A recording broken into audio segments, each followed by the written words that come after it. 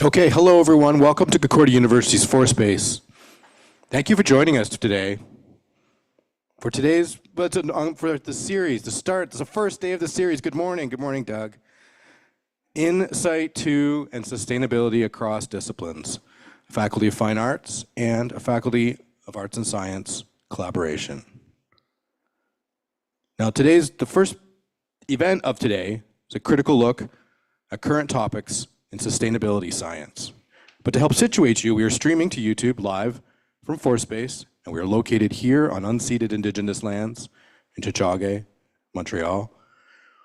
Here at ForSpace, we work with our university community to help mobilize knowledge by co-creating daily activities that examine research questions and projects, things happening across the university. We're also running today's events, plural, as a live stream Zoom meeting. So those of you joining us by Zoom, we welcome your comments, your questions with a raised hand or via the chat. And those of you here in the space, if you have any questions later on, just raise your hand and we'll bring a microphone over to you so that everyone can hear. And just to start things off today, it's very much my pleasure to pass the microphone over to the Academic Advisor, Research Administration Coordinator, the Loyola College for Diversity and Sustainability, Dr. Rebecca Tytler. Rebecca, welcome back. Good morning, everybody. Thank you, Doug. It's so lovely to see you all this morning. We have a nice crowd in the space this morning. It's nice to see you on Zoom as well. I don't know what camera I'm looking at. We are coming to you live this morning from Tiohtià:ke, Concordia University in Montreal. We are starting this morning with a rapid fire session, but this does begin our week-long series on a conference on sustainability here at Concordia University. I work for the Loyola College for Diversity and Sustainability and the Loyola Sustainability Research Center, which are both housed in the Faculty of Arts and Science. The Research Center is a cross-disciplinary center, though, and does include membership from all of our faculties. And so this year, we're very, very excited to be partnering with the Faculty of Fine Arts explicitly, particularly with my partner in crime, PK Langshaw, who is the chair of the Department of Design and Computation Arts. PK has organized an In.site conference in sustainability in the arts. Previously, it's a biannual event. So this year, we thought, what better way to grow through collaboration across disciplines than to co-host this conference that we are both due to do this year. So there are workshops and panels and discussions, and there are beautiful exhibits here in the ForSpace. If you have a chance to come down, if you're on Zoom, if you're here in the space, please stay. There are snacks, there's great conversation. We hope that you'll come out. We hope that you'll stay today or come back. We do have events here at ForSpace today, tomorrow, and Wednesday. Thursday we'll be in the Hall building right across the street on the 12th floor. We will not be on Zoom. Apologies to those on Zoom this morning. Friday, we will be on the beautiful Loyola campus with a full day. We hope that you'll come out in person then as well. With that said, I would like to introduce my director of the Research Center, co-director of the Loyola Sustainability Research Center, Professor Sarah Turner, who has in the Department of Geography, Planning, and Environment, has taught many of the students who are presenting this morning. I'll pass it over to you, Sarah. Thanks, Rebecca. I feel like the main thing I need to add actually is a huge thanks to Rebecca. Rebecca has been working tirelessly to organize this conference over the last many months, along with PK Langshaw. The two of them have been just going, and we wouldn't be here today doing this opening event and having this week unfold without all of her great work and effort. So thank you so much, Rebecca, for everything that you've done. And thanks also to the folks at the ForSpace, because every year we do this kind of event and conference, and it feels a little like coming home to hear Doug do the intro, and it's really wouldn't be possible without all of their effort and everything that they do. So thank you, Doug and Jack and Bertie and everybody in the ForSpace for making this really possible and making it possible for us to share online and on Zoom with a wider audience, as well as everybody who's in the room. So welcome everybody, all the presenters today. Dr. Horan Greenford is teaching a class in environmental science in the geography department, and many of the speakers today are in that class. And where is he? There he is. I will pass the mic over to Daniel for introducing speakers. Thanks, Dan. Thank you. Thank you, Sarah. Thank you, Rebecca. Thanks, ForSpace. And thank you to all the students that came to do this, to do these presentations today. So without much ado, the students today have been in my seminar. We've been doing a seminar on just advanced topics in environmental science and sustainability science, just doing, examining the latest research and discussing it. And here, they're going to be presenting some topics that are close to their heart in short three-minute thesis-style presentations. And and so their topics of interest span pretty broadly across natural and social science, but all in the vein of sustainability. So please enjoy, and I hope you find these presentations interesting. Thank you.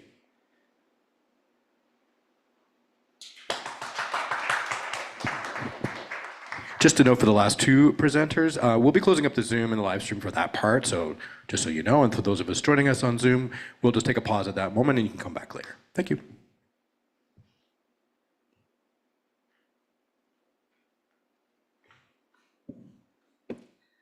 Good morning, everybody.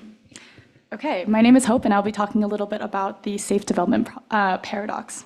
So, how can the creation of flood maps be driving risk in communities rather than preventing it? While flood risk is a continuous measure, common methods of designating flood zones are binary. You either live within or outside of a flood zone. This creates a false sense of security for those living within areas not yet identified at risk. The safe development paradox ensues, whereby an increase in development, and therefore the number of people at risk, will be justified by the very communications meant to signal danger. So while flood maps are based on well-developed scientific processes, ultimately they are just estimations. They can be also outdated and also inaccurate, especially as extreme weather events increase and more unpredictable flooding occurs. As shown by the image on my slide, we can see clearly the difference between the predicted and the actual flooding caused by Hurricane Helene in North Carolina. Studies have found that an individual's sense of risk is a major predictor of whether or not they will uptake adaptive action, like buying flood insurance or retrofitting their homes. False senses of safety reduces a household's preparedness, which can ultimately increase their potential damage. But why are we focusing and faulting individuals for not recognizing their risk when it's actually the developers and the elected officials who are allowing development to increase and even exist at all in these at-risk areas? Urban political ecological thought explains how urban environments are controlled and manipulated to serve the interests of the elite, often at the expense of marginalized people.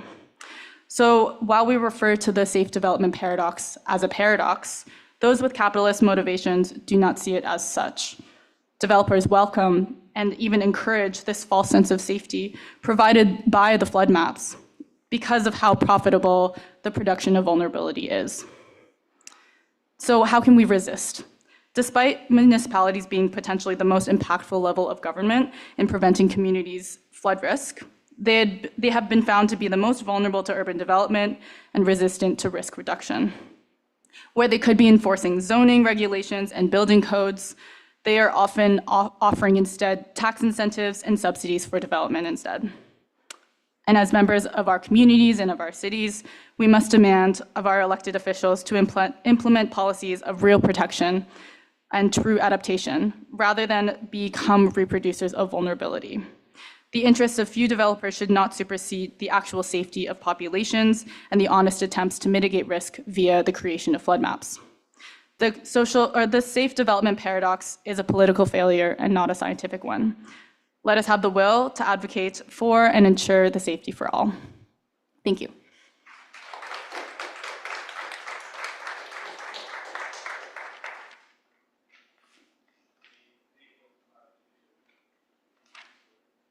Any points of clarification? Do I have, okay, thank you so much.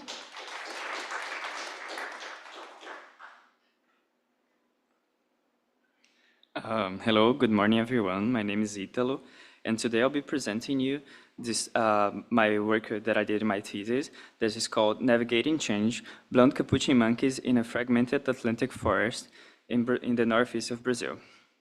Imagine living in a world where your home is shrinking, your food supply is unpredictable, and rising temperatures forces you to rethink how you survive. This is the reality for the blonde capuchin monkeys, the Sapajos flavius, an endangered primate found in Brazil's Atlantic forest, one of the most fragmented ecosystems of the planet. My research explores how food availability and the temperature influences their movement, key to understanding conservation needs in rapidly changing environments. Capuchins are highly adaptable primates, but habitat loss is a growing challenge. In fragmented forests, they have limited space to roam and must adjust their behavior to survive. My study focuses on a group of 90 individuals living in a 270-hectare forest patch, where I analyzed over 26,000 GPS points collected over almost 10 years. I wanted to answer two key questions. First, do capuchins reduce movement when food is scarce to conserve energy? And two, does temperature affect how much space do they use? The answers could help us design better conservation strategies, ensuring these monkeys and their forest ecosystems remain resilient in the face of climate change. First, we found that when fruit was scarce, capuchins reduced their movement, supporting the idea that they minimize energy use. Instead of traveling long distances, they relied on fallback foods like insects or sugarcane from nearby plantations. But the second find was surprising. Warmer temperature didn't restrict their movement. Instead, they expanded their range. This contradiction was what was expected, as some primates reduce activity to avoid heat stress. A possible explanation, the hottest months coincide with the fruiting season, so the capuchins may be ranging further in search of seasonal food. These results reveal a complex relationship between environmental factors and primate behavior, highlighting the challenges of conservation and fragmented landscapes. Why does this matter? Capuchins aren't just surviving. They play a crucial role as seed dispersers, helping forests regenerate. But with ongoing habitat destruction and rising temperatures, their ability to adapt will be pushed to its limits. To support their survival, conservation efforts must focus on maintaining year-round food availability, restoring forest connectivity, and protecting key resources. Understanding how species respond to environmental change is not just about studying wildlife. It's about securing the future of entire ecosystems. Blonde capuchins are adapting to a changing world. The question is, will we adapt to our conservation efforts? Will we adapt our conservation efforts fast enough to protect them? Thank you.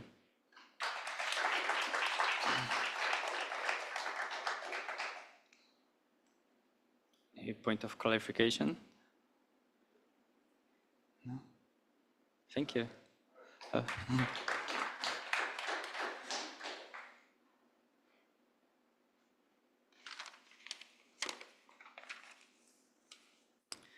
Good morning, everyone. Today I'll be presenting the result. Oh, my name is Megan, and today I'll be presenting the results of a study which was part of my undergraduate honors project. We performed a paleo fire reconstruction of the Albany Pine Bush Preserve, which is located in upstate New York. Paleo fire studies use charcoal that has accumulated in sediments over time in order to infer the frequency of past fires. The results can be used for land and forest management and to predict changes in fire frequency over time. This particular site is of interest because the preserve protects a very rare ecosystem. The pine bush is the best remaining example of an inland pine barren, which is dominated by two main species, the pitch pine and the scrub oak. Pine barrens are fire-dependent landscapes, so it means that many of the species that are typical of the pine barren have co-evolved with regular fire disturbances. This particular pine barren, like many like it, has been decimated by land development and from ecological succession from fire suppression throughout the 20th century. The Preserve Commission wanted to know two things. When was the pine barren established, and how prevalent has fire been throughout its history? Fire was reintroduced with planned burnings starting in 1991, and the preserve strives to educate visitors about the importance of fire to the maintenance of the ecosystem. Continued public interest in the ecological management of the preserve is essential in halting further land development and accepting fire as a necessary disturbance to these landscapes. As mentioned, the preserve is spatially integrated into developed land, both commercial and residential. And so prescribed burnings have to navigate the challenges of operating at this human and nature interface. Using charcoal and pollen from 2 sediment cores at 2 separate locations, we were able to estimate both the average fire return interval, or the average time between fires, and broad vegetative changes that have occurred over 13,000 years. The strong presence of the characteristic oak and pine pollen found throughout both cores indicates that the pine barren was likely established soon after deglaciation, which was approximately 11,500 years ago. The charcoal analysis showed that fire was a regular presence in the pine barren since its establishment, and the average interval between fires was found to be 1,040 years in the older pond core, and then 443 years in the newer peat bog core. Now, if a fire every 1,000 years doesn't sound very regular, it's because it is not. Unfortunately, the resolution of the study was very low because the sedimentation was very low throughout both cores, and so we actually suspect that the fire return interval is a lot shorter, and the preserve is aiming for around a 30-year rotation of prescribed burns. Much like most areas near any human settlement, the pine bush is now a human-dominated landscape. Continued prescribed burnings can be used to maintain what remains of an ecosystem that includes many threatened species and that has existed for more than 11,000 years. The evidence from this study supports the mission of the Preserve Commission that balances the need of the pine barren to burn with human priorities, ensuring that this ecosystem will survive and continue to be a place for people to visit and enjoy. Thank you.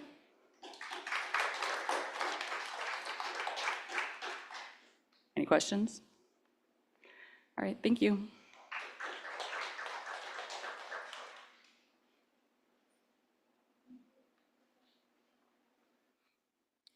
Just want to check. Okay, perfect. So, hi everyone, my name is Susan, and the title of my presentation is The Importance of Freedom Space in Flood Management, Lessons from the Desmarais River.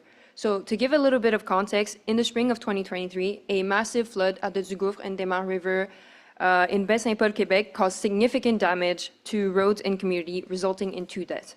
This event is one of many that have occurred all over Quebec and will likely recur due to climate change in both intensity and frequency. Traditional flood management strategies such as bank stabilization and levees often restrict a river's movement. And while these methods may seem effective in the short term, they actually they increase long-term flood risk by confining rivers and preventing natural processes like channel migration and sediment deposition. This brings us to the concept of freedom space. It is a sustainable river management approach that allows rivers the room they need to move naturally. Unlike rigid flood protection measures, freedom space actually help reduce erosion and help maintain the ecological balance of the river environment. It also protects communities from worsening flood impacts.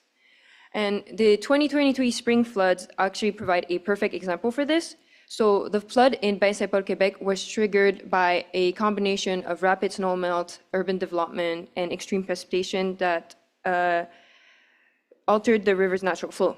Infrastructures, including bridges, roads, had gradually expanded into the river's floodplain, so it limited its ability to shift and absorb floodwaters. And as a result, the floodwaters, unable to disperse naturally, kind of intensified in force, causing severe erosion. If we take a look at the upper right image here, it's an image of Highway 138 that was completely eroded from the force of the flood, which you can also see right here in the aerial image of 2023. And just to describe a bit the image, this is kind of the road that we see here, and this is part of the river floodplain. And if we take a deeper look at the picture in 1964, we see that this entire area was actually part of the river's floodplain, and including the red circle here that represents a campsite that was built there. And basically, there's also the larger part of this area that's part of the campsite, and the little white buildings are actually trailer chalet. And so this campsite was actually built into the floodplain, and in 2023, it was completely submerged by the flood, and is actually the 4th time that it had flooded that year. And what's even more concerning is that there's actually like a house down the road right here that was also destroyed by flooding, and they decided to rebuild that house in the exact same spot. And in 2023, with the flood, it actually got destroyed again. And so this pattern kind of highlights how ignoring river mobility and rebuilding in high-risk areas lead to repeated damage and financial losses.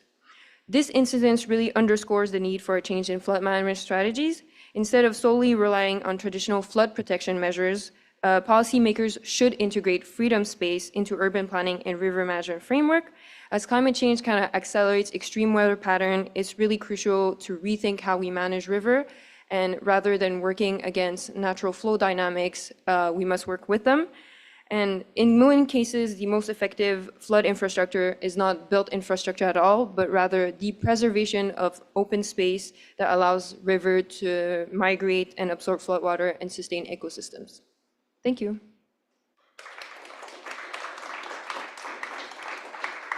Any questions? Thank you.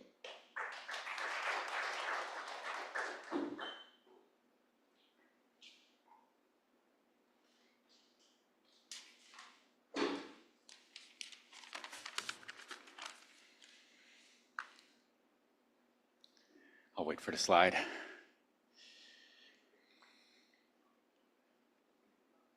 Great.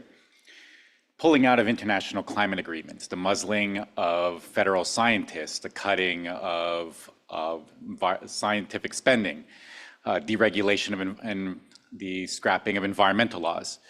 You might be thinking that I'm talking about the current Trump administration, but I'm actually talking about the Harper government of the conservatives that were around between 2005 and 2011.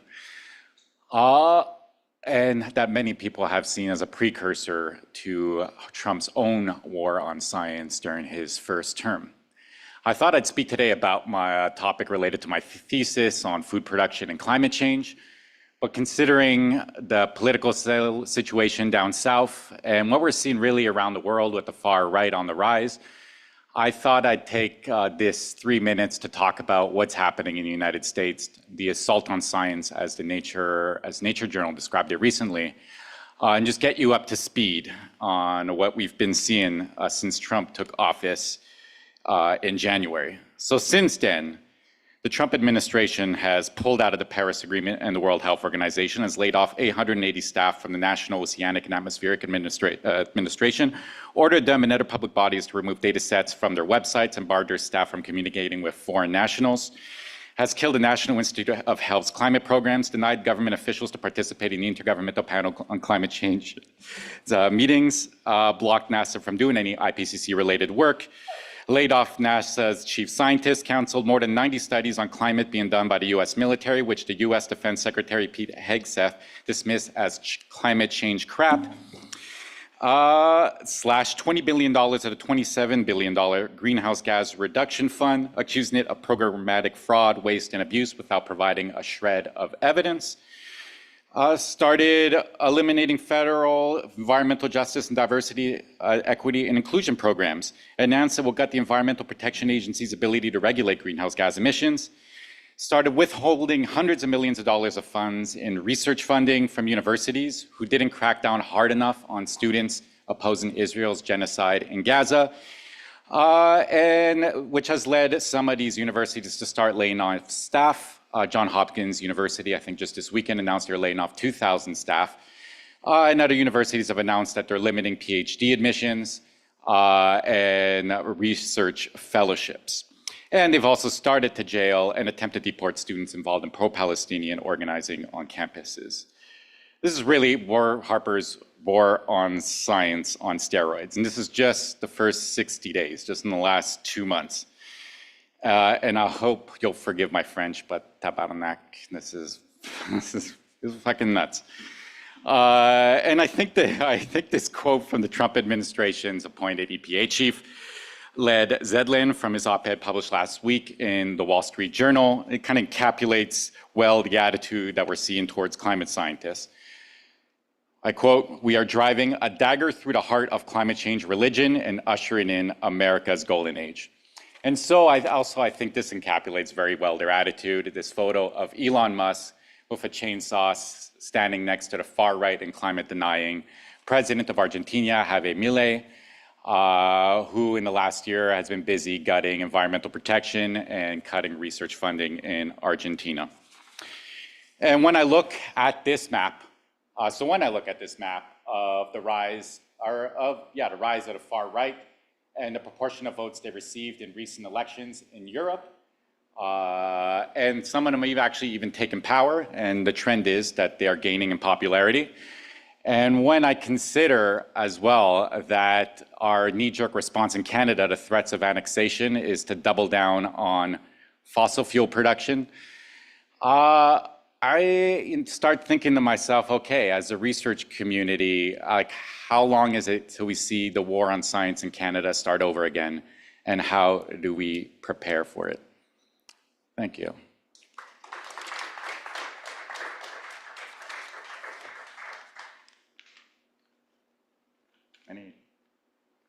Any questions?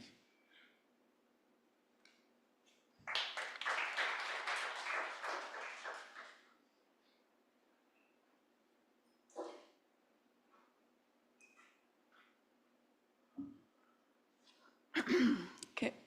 Good morning, everyone. My name's Tessa, and today I want to talk about the edible city, not just as an imaginary, but as the reality of a city where food is free, accessible to all, and grown on its local grounds, rather than being shipped from all over the continent and overseas.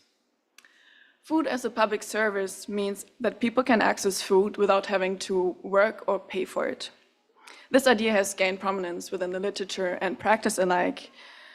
So people can transform vacant and unused urban green spaces into edible landscapes. So people can come and harvest resources and engage in local food production. Cities often manage green spaces for aesthetics, meaning for passive enjoyment, admiration, and conservation. This type of management is not only problematic because it often benefits private property owners and thus increases inequalities, it also limits our perception of what we perceive as a normal use of green space. Food as a public service, on the other side, encourages more active engagement with nature through urban foraging or urban agriculture. Regulations that limit or prohibit these practices and a lack of education makes it difficult, though, for many citizens to access and actively participate in them. So how can people claim their right to food? One promising model for this is the living lab approach. Living labs can be seen as experimental spaces where different stakeholders come together to design and test solutions that are based on the needs of the community. One example of this can be seen here in the case study from Waharoa, which is a small town in Aotearoa, New Zealand, where an indigenous Maori group transformed a public green space into an edible landscape. And they did so by collaborating with local governments, researchers, and the community. And they provided free food for locals. They also attracted new pollinators and strengthened cultural ties to the land. So the key to scaling the vision of food as a public service is to involve local residents into the designing and management of projects, such as in Waharoa, where the sharing of knowledge ensures community well-being over profits. Food is more than sustenance, it's connection and resistance. So to share food and thus to share knowledge means also to share a common vision of possible future cities, one that's more than a center of consumption, but one of food sovereignty and where food is a right to all. Thank you.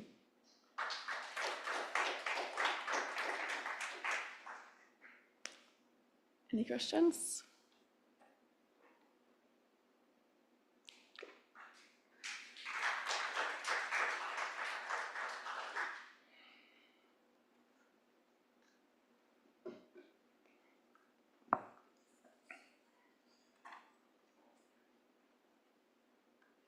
Hi, everybody.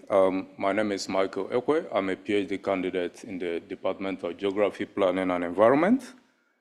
My supervisor is Dr. Angela Cross. I study corn and soybean leaf area index and biomass from multi-sensor data.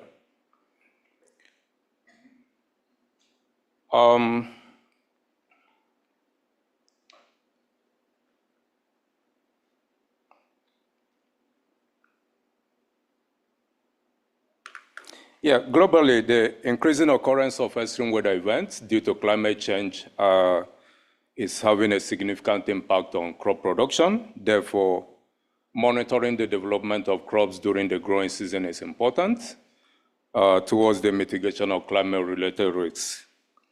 LAI and biomass are important for monitoring overall crop yield and productivity.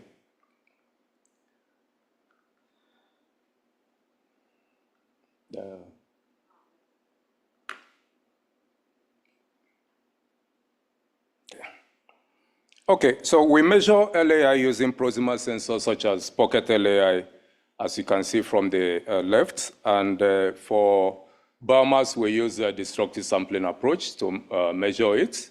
And to estimate these crop yield indicators, we need satellite-derived features from both drones and satellite images. Then we apply statistical, including machine learning models to estimate these parameters. Next slide. Okay, my study areas are in Canada and in the US. Over Canada, I have 4 experimental sites talking about Elm Creek in Manitoba, Eastern Ontario, Winchester, and Webbs. And in the US, I have the Iowa experimental field. Next slide. Yeah, for our Winchester and Webbs project, we are looking at how spatial scales, talking about plot size extent and spatial resolutions of drone, planet scope, and Sentinel-2 images influence the estimation and transferability of models for estimation of LAI, chlorophyll content, and biomass in corn and soybean crops. Next. Okay, we have some interesting results from our field campaign we conducted over Winchester and Webbs during the summer of 2024. Overall, soybean recorded the highest mean LAI, soybean recorded the highest mean LAI, while corn recorded the highest average chlorophyll content, plant height, and above ground biomass. Next. For our Elm Creek, Manitoba project, we'll be answering the research question, can combining sensor data talking about optical radar thermal with environmental and microtopography parameters improve the estimation of corn and soybean LAI and biomass? In the previous studies, they mostly used the optical and radar remote sensing data, but in our study, we'll be introducing the thermal remote sensing data, which hasn't been explored before for the estimation of these parameters, and evaluate its potential in estimating these crop parameters. Next.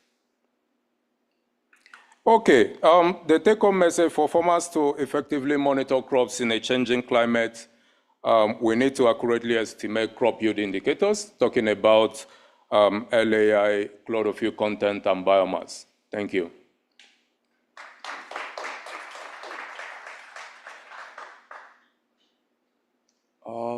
Any question?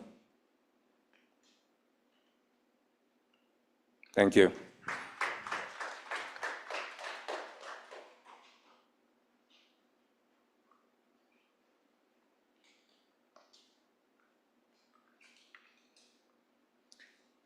Okay, good morning, everyone.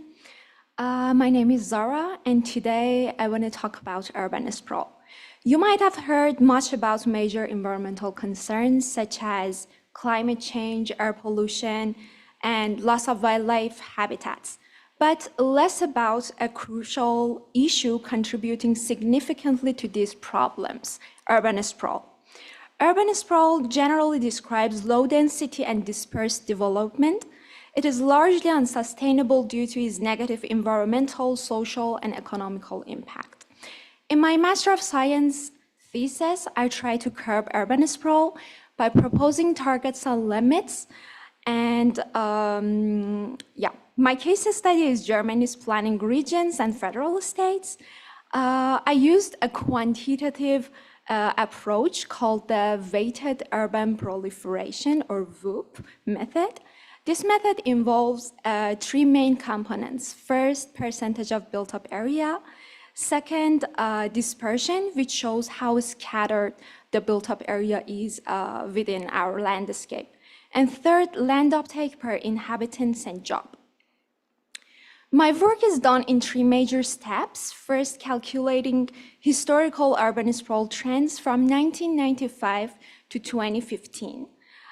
Based on the level of urban sprawl in the past, and by having future projections of populations and jobs, I then developed 5 scenarios demonstrating different possible urban growth paths towards the year 2050. In each scenario, we try to change one component while keeping the rest of the components constant. Due to limited time, I will only highlight the least and most sustainable scenarios.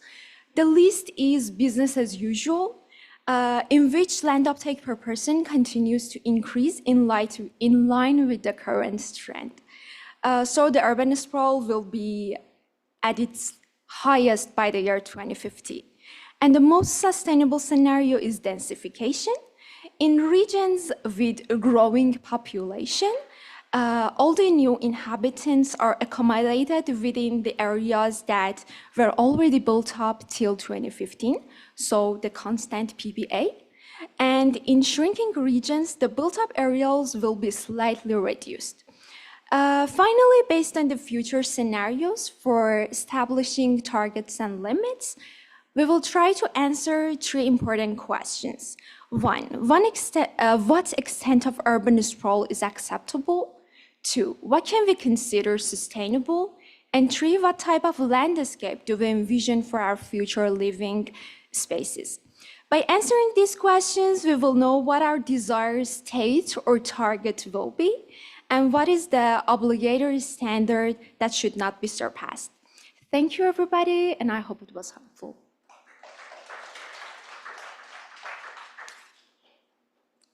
Any questions? Thank you.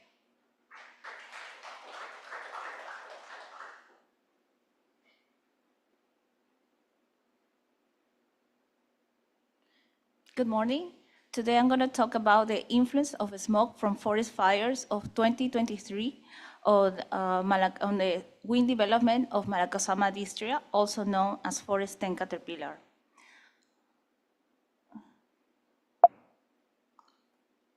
Can you move?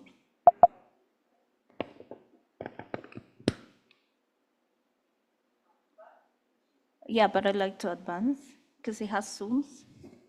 No? Yeah. Oh, okay, it's okay. Okay, so this species is native to North America.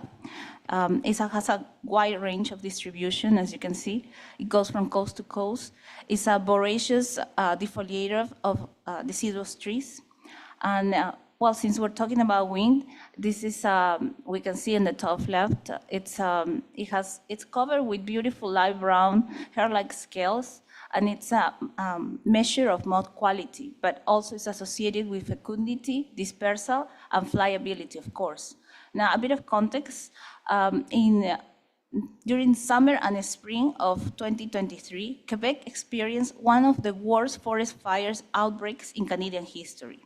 Now, this smoke from the wildfires is composed primarily of carbon dioxide, carbon monoxide, particulate matter, nitrogen oxides, and while there's extensive research on the impact of the smoke on the human health, the knowledge of the impact on the physiology and morphology of insects, particularly this species, is still to be elucidated. That's why we set to investigate it, and we proposed that the exposure to this smoke was associated with an increase on the incidence of wind deformities on forest and caterpillar. So we went to the field where you can see the little rectangle on the map where the red zone is. So we went to, during this forest fire, so we got caught in the middle of the forest fires. So we were collecting samples, and so we decided to take them and bring them to the lab. We also used some pheromone traps. And for the control group, we used some individuals that were reared in the lab. And for the environmental factors, we use information from the Rouen-Noranda station, excuse me, my French. And for the temperature, we use the Environment and Natural Resource Canada. And so we found that, okay, for the selection of the wings, we saw, you see in the top, the normal wings, then we see the crumpled wings, and then undeveloped. So that's what we observed when we collected them. For the results, so we saw that 30% of them presented deformities on their wings. Most of them were females. And when we included the control group, this pattern continued, but the percentage was smaller. Still was significant because if we compare it to previous studies, they show that they also have like 6.5% of individuals with deformities on their wings. So this is a good indicator of that the smoke probably is causing these abnormalities. We also saw that males were less likely to develop deformed wings than females. And also we saw that as the AQI, which is the air quality index, so all the pollutants increase, also the chances of the moths to develop deformities increase.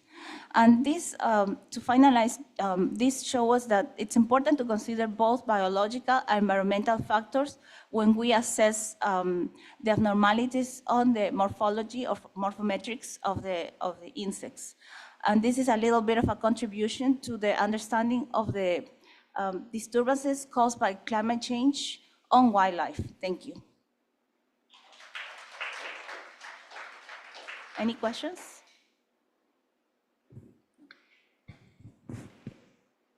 No? Okay. Thank you so much. We actually have some time for in general questions. So does anyone here in person have any questions overall? Does anyone on Zoom have any questions?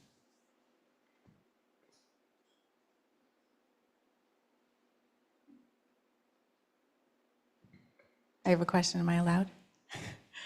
Anthony, where are you?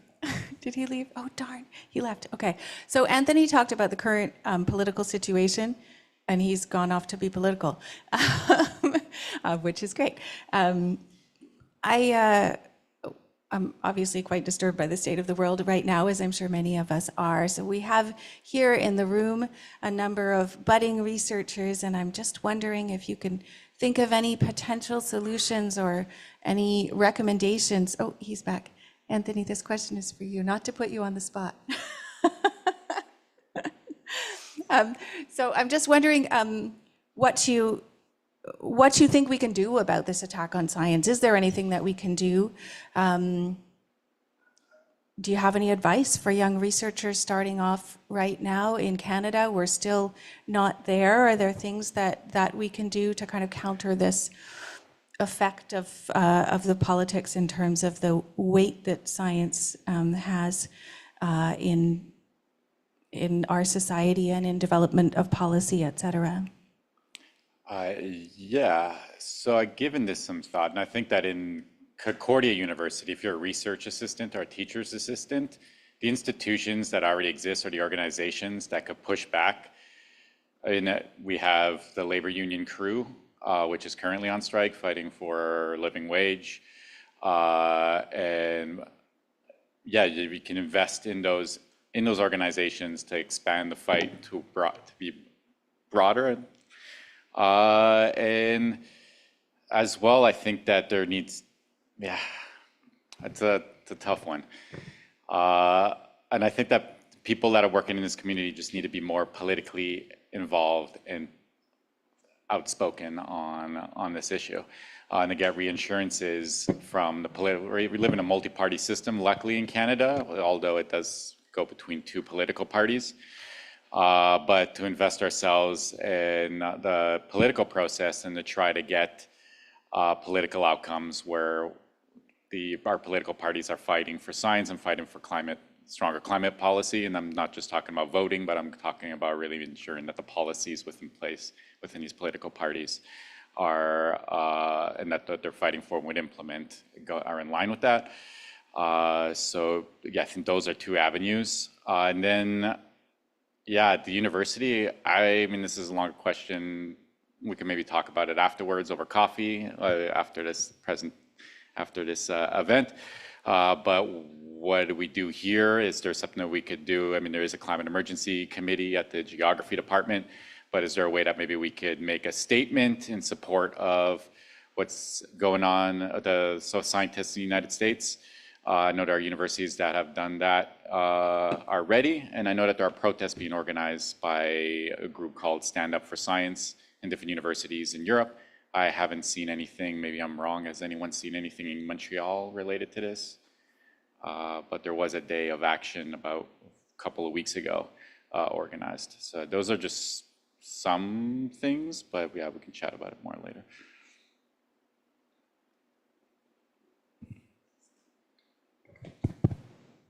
Thank you. Anybody else in the room? Any ideas? Yeah. Hi, my name is Javier. I come from the Basque Country in Spain, Europe. So I feel very interested in all the presentations, but my question is regarding this. So because I'm also very concerned about the rise in the far right all over Europe. And we see that there are, this is driven by different divides. So there is a lot of discussion of far right growing in what we call left behind places, right? So worst socioeconomic situation and so on. But I just think, and this is related to the question before, there are also socio-demographic divides, and something that really concerns me is that we see that the rise in the far right vote is also driven by young votes. So many young people is voting for the far right as well, particularly men. Yeah. Okay. And this is, I guess, I think thinking of it about the divide, it's good because some university-educated youngs probably are not voting the far right, but some other young people are increasingly voting the far right. And this is something I think we should think about it because, so young people, I'm thinking of Europe and Spain in particular, are voting for the far right because they see their, traditional male position in question, and they wonder, they're thinking of alternatives, and they don't care about climate change, science at all, and they just think of themselves, their position being threatened by, more progressist values that they are not, that they don't like. Yeah, and for people that aren't familiar with this, there is a growing, among young men in particular, so it's also, the demographic is also gendered in this sense, but among young men, there's a bigger, there's been a jump, and not just in Europe, but also we've seen this in the United States, Canada, and also in countries beyond the West, but in support for conservative and far-right movements all around the world. And this is definitely a cause for concern. And this one I find is very difficult because the narratives that are out already targeting young men, because there might be a sense of alienation among young men, less opportunities, et cetera. And there has, I would argue that there has been a bit of a neglect of young men in terms of providing for better socioeconomic outcomes. Then the narratives are there for them to latch onto with promises of better future for them. And unfortunately, in terms, let's say, where they're getting their information, if you look at YouTube, if you look at Facebook, all of these social media platforms, these social media platforms owned by these mega corporations who are supporting a lot of these far-right movements. And we don't know what the hell's going on behind the scenes. But it's very concerning that the way to get out these narratives is controlled by these corporations that are getting more and more politically involved. And Elon Musk, I think, is the best representation of this, where he's becoming more and more ideological and radicalized. And his platform reaches a huge audience of young men internationally. So it's something I think investing maybe in the communications regulation in Canada. There has been some gains made under the Liberals that not a lot of people are aware about how to limit the influence of American media in Canada and to promote Canadian content, but we have to have a pretty good idea of what we want to promote as well. But with the battle of ideas has to be, we have to engage ourselves in the battle of ideas and then also in the battle for, I mean, I don't want to say the culture war, but we have to get involved in that space. We can't just, and politically as well, not just like as individuals, but the politics has to get involved in that space as a battleground of where it is, like the types of information, the types of narratives that people are getting. That was a long answer, but I hope that Hello, helped. thank you. So I do have a question in the chat, which just disappeared from the screen. Okay. If from Mark Moranci, if it's getting harder to collectively tackle sustainability and environmental issues with the current state of the world, how can we pivot to include more people instead of trying to include institutions who may not value it as much anymore? And then a follow-up, I feel like the scope of what needs to be done or improved can sometimes be overwhelming since sustainability has different facets. How would we make it easier to communicate, inspire, and take action on sustainability? Anyone? We do have some workshops coming up in the rest of the conference addressing exactly this issue. Later in the week, take a look at the conference schedule and you'll see that. Any answers in the room?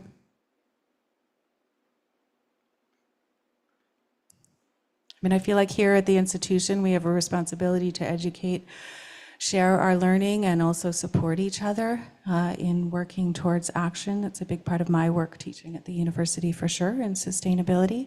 I'm sure it is for our students here as well. I know that the Climate Emergency Committee here at Concordia University has spawned a Climate Emergency Committee movement at McGill as well, thanks to one of our lovely alumni. Shout out. Anyone else? Yeah. I think that more than ever, we need more high quality science communication, not only online, like mentioned, but also at high schools. The education program of high schools is really old and hasn't been changed in a really long time and doesn't mention climate change much. And in terms of change, I think it might have to come from communities, getting people involved, especially young people involved in small actions. That might seem like won't make a big difference, but the more of them are out there, the more people are feel emotionally involved in science and climate, and I think that will have. I think that's important. Yes, thank you. I think with that, we're going to have to wrap up this session for now. Do come back in a little while. You can take a look at the conference website to see what's going on next. But in about an hour, we have our Careers in Sustainability panel. This is one of our things that we do regularly, where we invite alumni and professionals to come back and talk about what they do, how they make a difference, and how they got to where they are. Fantastic one for students and young professionals just starting out. Please do come back. Later this afternoon, we have our very own Anna Noel and Melody Lynch, who are going to talk about their work in the arts and around soil. And then a panel on ceramics later today, and we'll be ending the day today with a lovely exhibit and panel on the old growth forests in BC, featuring a reading room and a really special presentation and event. And you can see the rest of our events on the conference website. Please do come back and join us on Zoom in person in the space. We do have some wonderful student exhibits and design projects behind the screen, so you have to go around. If you're passing by ForSpace and you're not in the space right now, you can see them in the window here, and they'll be up all week, so please do come by. And with that, I'll pass it back to you, Doug. Thanks, Rebecca. The only thing I'm going to add is, well, thank you for coming in also. We're going to be closing up the live stream now. And those of you joining us on Zoom, we will leave the Zoom open, but we're going to mute all the mics and cameras, and we'll be back, what Rebecca just said, at 11:45 for Careers in Sustainability. That's it. Thank you. And this conversation remains available on our YouTube channel. If you'd like to revisit it, you should share it. Okay, bye.